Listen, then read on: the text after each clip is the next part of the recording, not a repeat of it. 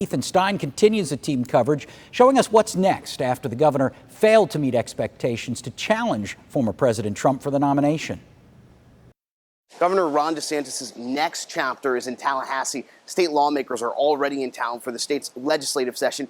There, he'll deal with legislation at the state level and other statewide issues like homeowners insurance. WPTV's political analyst Brian Crowley says the governor's failed presidential bid could decrease his power at the state capitol. Before he ran, Crowley says he never saw a governor like DeSantis pass priorities through the legislature in decades like him, especially after winning re-election by almost 20 points in a large state like Florida, which has been a swing state in recent election cycles. He had total control of the Florida legislature, and it's going to be interesting to see whether or not some of the folks there start to think he's not quite as powerful as he thought he was. Crowley says one way to determine if DeSantis is losing power is if the legislature passes a budget different than his recommended budget, but DeSantis will still have the opportunity to use his veto power as governor. Governor DeSantis will stay governor in Florida for about 3 more years.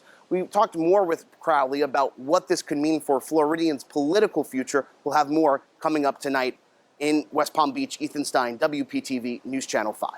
And following the announcement, we spoke with a few DeSantis supporters about the governor's decision to suspend his campaign, and they talked highly about the governor, but said they thought that Donald Trump was a better candidate for the presidency. I'm with DeSantis all the way, but when you put DeSantis up with Trump, I think Trump has the experience. Trump has been there before. I trust everything he says, and I think he's a good guy. I think he should stay where he is good at. I think he was going up against a strong opponent.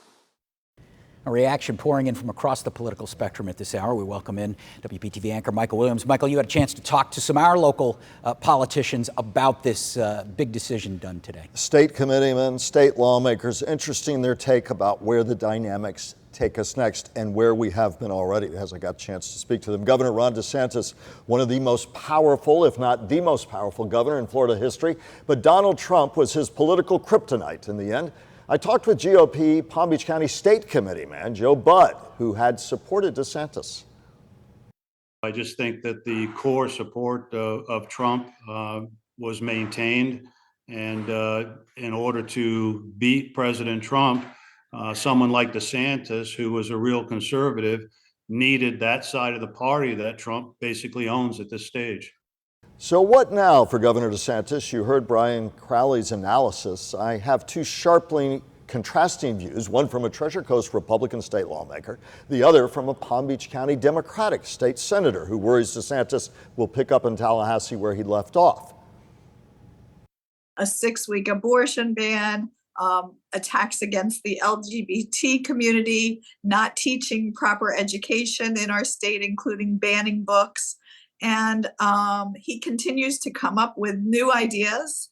Not sure what could be on the agenda next, but we've had a very authoritarian governor. We're now the 12th largest economy in the world. We have incredible opportunities that are set up for us. We have the #1 higher education system, the #1 education system in the country. All of these are policies that the governor has brought forward. If you believe that this is an authoritarian relationship, well, I'm right on board, because what we're doing right now is a successful pattern and pathway for the state of Florida. The debate goes on. If anything, may only be sharpened in the months to come. National ambitions sidelined now, of course, for Governor DeSantis. A host of issues to confront: insurance crisis in Florida, home affordability, all that. And overarching all of that, this likely, in fact, almost certain rematch between Mr. Trump and the President, Joe Biden, for a 2024, John, that will be unlike any other as you blend all of that together. Things sharpening into focus, perhaps. We shall see. We've got another primary this week, and then we'll go from there. Michael, as always, thank you so much.